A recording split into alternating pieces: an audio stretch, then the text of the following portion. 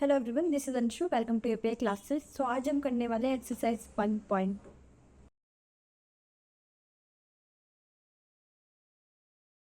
Exercise 1.2 question number 1, prove that root 5 is irrational number. इसको हम prove करेंगे bye contradiction method से। तो स्टेप बाय स्टेप करते हैं। Late us assume on the contrary that root 5 is a rational number. हमने assume कर लिया कि रूट 5 क्या है, एक रैशनल नंबर है। अब अगर ये रैशनल है तो ये पी बाई क्यू के फॉर्म में भी होगा। Then there exist positive integers a and b such that root 5 equals to a by b। A और बी कैसे होंगे? को प्राइम्स होंगे जिनका कॉमन फैक्टर सिर्फ 1 होगा, या फिर आप ये बोल दो कि इनका एचसीएफ क्या होगा? 1। सो ए where a and b are co-primes, HCF is 1। then squaring both side, ये हो जाएगा 5a square by b square. Then b को उधर भेजेंगे तो b स्क्वायर हो जाएगा इधर, ये हो जाएगा 5b square equals to a। अब यहाँ पे देखो, जो 5 है वो डिवाइड कर रहा है 5b स्क्वायर को। अब इसको डिवाइड कैसे कर रहा है? ये देखो, 5b स्क्वायर डिवाइड बाई 5, ये 5 कैंसिल हो गया आपस में। तो इसका मतलब ये 5 डिवाइड कर रहा है 5b स्क्वायर को, और 5b स्क्वायर किसके बराबर है? a स्क्वायर के। तो हम ये बोल सकते हैं, हम यहाँ पे लिख देते हैं and 5b square equals to a square. यहाँ से हम क्या बोलेंगे कि 5 डिवाइड्स a स्क्वायर। ठीक, समझ में कैसे किया है मैंने? ये देखो, 5 जो है वो इसको डिवाइड कर रहा है। अब ये बराबर है इसके, तो हम इसको रिप्लेस कर सकते हैं इससे। तो हम बोलेंगे 5 डिवाइड्स a स्क्वायर। अब हमने थ्योरम में पढ़ा था, अगर 5a स्क्वायर को डिवाइड करेगा तो 5a को भी डिवाइड करेगा। यहाँ तक कोई डाउट? अब कोई नंबर किसी नंबर को डिवाइड कर रहा है, इसका मतलब क्या है? यहाँ पर 5 जो है वो a को डिवाइड कर रहा है, इसका मतलब a जो है वो 5 का मल्टीपल है। मतलब यहाँ पे 5, 10, 15 कुछ इस तरीके से नंबर होंगे। तो हम यहाँ पे लिख सकते हैं a इक्वल्स टू 5c। आप c की वैल्यू चेंज करते जाओ, आपको अलग अलग 5 के मल्टीपल्स मिलते जाएंगे। For some integer c, then अब अगेन इसका स्क्वायर करते हैं, स्क्वायरिंग बोथ साइड। यहाँ पे हो जाएगा a स्क्वायर, यहाँ पे होगा 25c स्क्वायर। यहाँ से a स्क्वायर किसके बराबर है? 5b स्क्वायर के। हम यहाँ पे रिप्लेस करेंगे, यहाँ से होगा 5b square equals to 25c square. Then 5 denominator में जाएगा, यहाँ पे होगा b square equals to 5c square. अब जो स्टेप आपने इस लाइन में किया था इसके लिए, अब आपको इसके लिए करना है। यहाँ पे हम लिखेंगे 5 divides 5c square and 5c square equals to b square. तो इसका मतलब क्या है? 5 डिवाइड्स b स्क्वायर। अब 5 जो है b स्क्वायर को डिवाइड करेगा, इसका मतलब 5b को भी डिवाइड करेगा। अब जो आपको नोटिस करनी है बात वो देखो, 5 जो है वो a को भी डिवाइड कर रहा है, 5 b को भी डिवाइड कर रहा है। डिवाइड करने का मतलब क्या है कि 5 जो है वो a का भी फैक्टर है, 5 b का भी फैक्टर है। और हमने क्या देखा था, जो हमने एज्यूम किया था वो ये किया था कि a और b कैसे हैं? को प्राइम, मतलब इनका कॉमन फैक्टर सिर्फ और सिर्फ 1 होगा। और हमने यहाँ कॉमन फैक्टर एक 5 और ढूंढ लिया। इसका मतलब जो हमने एज्यूम किया था वही हमने गलत प्रूफ कर दिया। तो इससे क्या होगा, जो हमने माना था वो गलत हो गया, जो अज्यूम किया था वो गलत हो गया। अब अगर ये गलत है तो सही क्या होगा कि ये नंबर एक इरेशनल नंबर होगा। तो बस इस बात को लिख देना है हमको। इसको मान लेते हैं 1, इसको मान लेते हैं 2।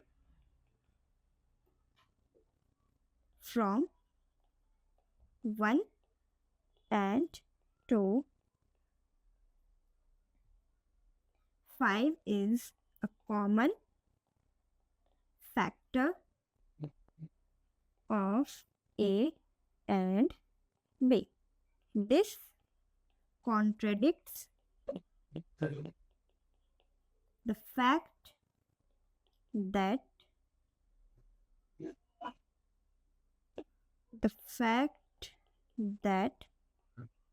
A and B are co-primes.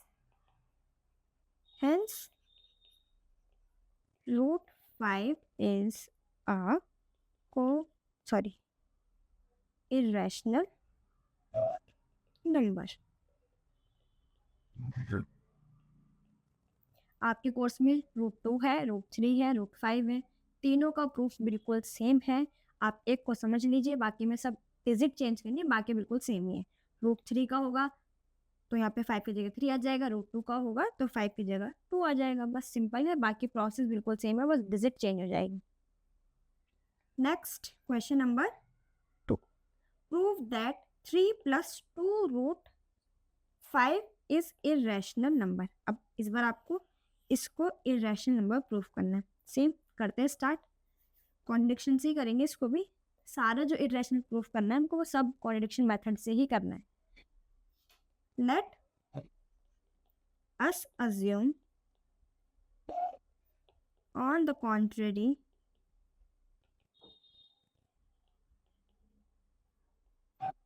that 3 + 2 root 5 is rational.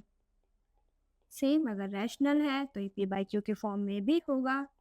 Then there exist positive integers a and b such that 3 + 2 root 5 equals to a by b. अब 3 को उधर भेजते हैं तो यहाँ पे होगा 2 root 5 equals to a by b -3. Then इसका एलसीएम लेते हैं. यहाँ पे होगा 2 root 5 equals to a - 3b divide by b. Then 2 को डिनोमिनेटर में भेजते हैं. a - 3b divide bye 2b. ए और बी कैसे थे? इंटीजर थे. जब हम इंटीजर का डिफरेंस लेंगे तो एक इंटीजर आएगा. तो ऊपर इंटीजर, नीचे भी इंटीजर और पी बाई क्यू की फॉर्म भी बन रही है. इसका मतलब यहाँ से क्या आएगा? एक रैशनल. और यहाँ पे क्या? Equal to. इसका मतलब अगर इधर रैशनल है तो इधर भी रैशनल ही होगा. तो हमें पता है कि ये रैशनल है, तो हमने यहाँ से क्या प्रूफ किया कि रूट 5 क्या है? एक रैशनल है. और इसका मतलब जो हमने अभी ऊपर जो हम थ्योरम पढ़कर आए हैं या फिर फैक्ट पढ़कर आए हैं कि रूट 5 क्या होता है? एक इरेशनल नंबर होता है. इसका मतलब यहाँ से जो निकल कर आया कि रूट 5 इज अ रैशनल, ये जो हमने बात यहाँ पे लिखी है ये कॉन्ट्रडिक्ट कर रही है एक फैक्ट को. फैक्ट क्या है? कि रूट 5 क्या होता है? एक इरेशनल नंबर होता है. इसलिए जो हमने बात कही वही गलत हो गई. इसका मतलब ये जो नंबर है वो कैसा नंबर है? एक इरेशनल नंबर है. अब लिख देते हैं इस बात को. A and B are integers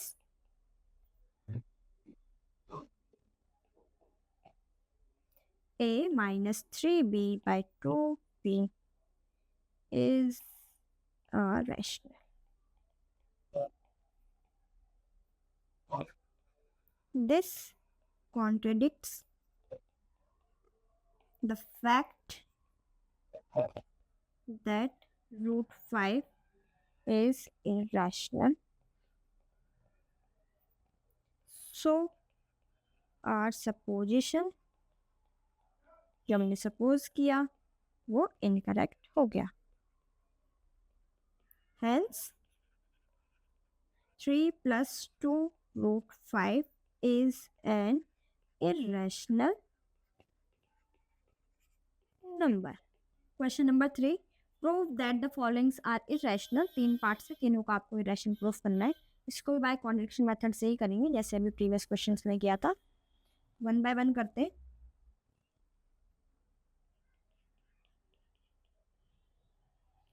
If possible, let 1/√2 B rational. अगर ऐसा पॉसिबल है कि 1/2 एक रैशनल है तो ये पी बाई क्यू के फॉर्म में होगा। Then there exist co-primes, positive co-primes A and B such that 1/√2 equals to A by B। Then थोड़ा सा अंदर शिफ्ट करते हैं, यहाँ से हो जाएगा B, यहाँ पे होगा √2A। Then squaring both side, B square equals to 2A square.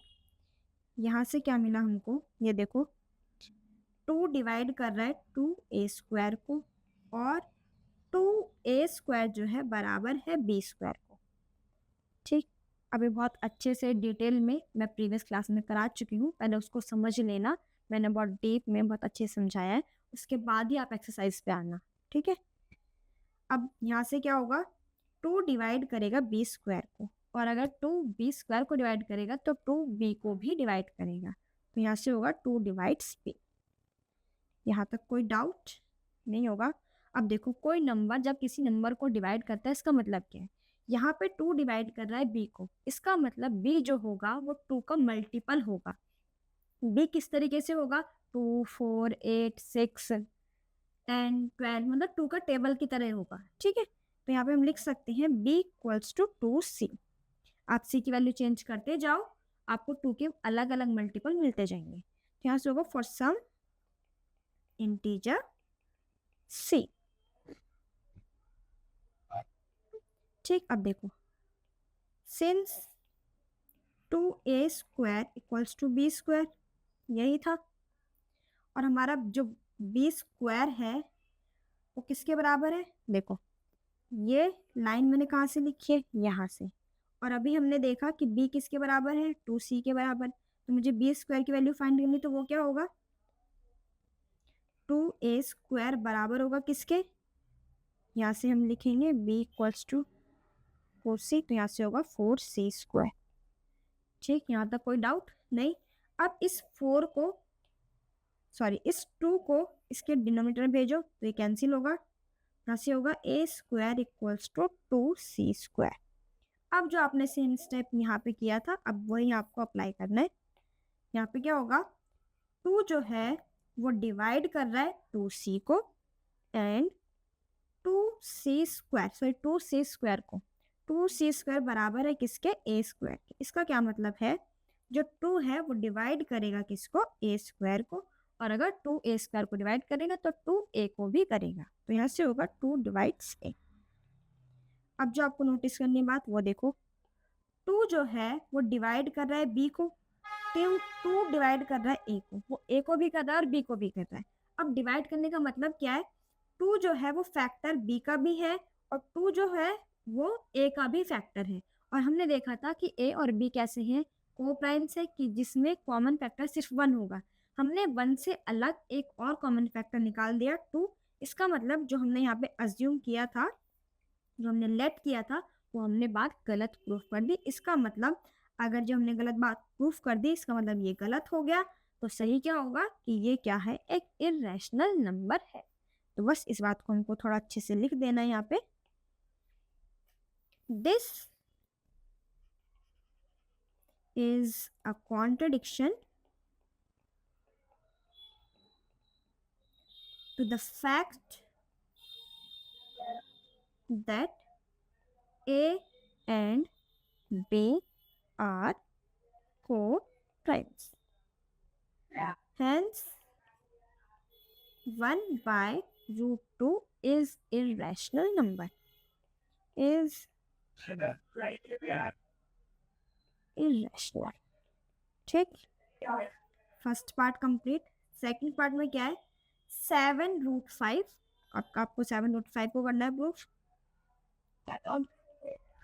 7√5, again let 7√5 B rational. अब अगर ये हमने मान लिया कि रैशनल है, तो then 7√5 equals to A by B, where A and B are co-primes. A और B कैसे होंगे? co-primes होंगे जिनका कॉमन फैक्टर 1 होगा. √5 इक्वल्स टू 7 को डिनोमिनेटर में भेजते हैं तो ये 7b हो जाएगा. अब देखो ये क्या है? एक इंटीजर, ये भी इंटीजर. इंटीजर बाय इंटीजर क्या होता है? एक रैशनल, क्योंकि ये p बाई क्यू की फॉर्म बन गई है. अब अगर इधर रैशनल है तो इक्वल टू का मतलब क्या है? इधर और इधर सेम चीज होती है. तो इधर अगर रैशनल है तो इधर भी रैशनल होगा. यहाँ से हमने क्या बताया कि √5 क्या है? एक रैशनल है.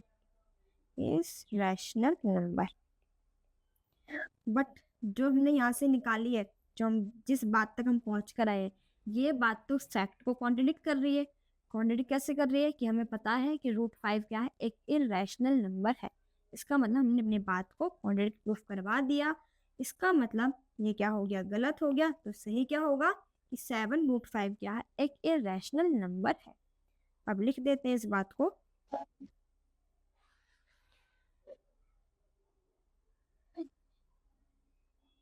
This contradict the fact that √5 is irrational number.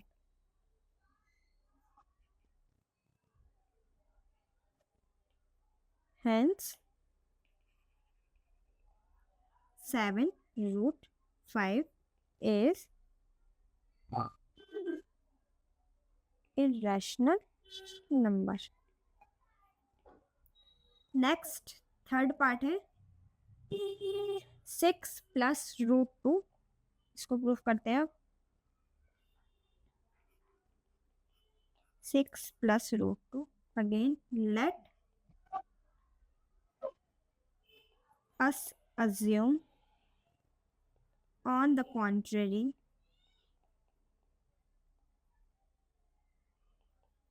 that 6 plus √2 is rational. हमने मान लिया कि एक रैशनल है. Then there exist positive co-primes such that 6 plus √2 equals to A by B, where A and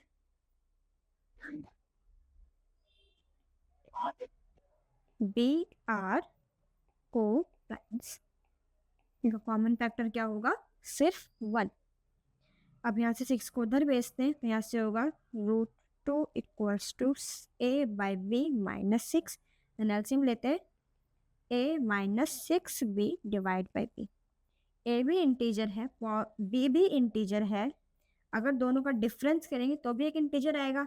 अब इंटीजर बाय इंटीजर, अगेन ये एक rational बन गया है. तो यहाँ से क्या हो गया है? √2 भी एक रैशनल हो गया है. बट ये बात जो है वो फैक्ट को कॉन्ट्रडिक्ट कर रही है कि √2 क्या है? एक इरेशनल है. इसका मतलब हमने अपनी बात को कॉन्ट्रडिक्ट करवा दिया. इसका मतलब जो हमने अज्यूम किया था वो गलत हो गया. अब अगर ये गलत है तो सही क्या होगा? 6 plus √2 क्या होगा? एक इरेशनल नंबर होगा. लिखते हैं इस बात को. This contradicts the fact that √2 is irrational number, so our assumption is incorrect. Hence 6 plus √2 is irrational.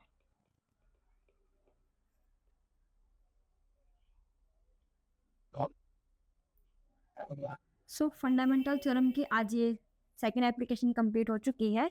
जो थर्ड एप्लीकेशन है वो आपके कोर्स में नहीं है, बट मैं फिर भी उसको कराऊंगी, एक अलग से वीडियो बनाऊंगी. बाकी अगर आप एनसीईआरटी को फॉलो कर रहे हो, अपने एग्जाम के लिए पढ़ रहे हो, तो आप इतने तक कर लेना, वो हो जाएगा. वो मैं एक्स्ट्रा नॉलेज के लिए आपको करा दूंगी.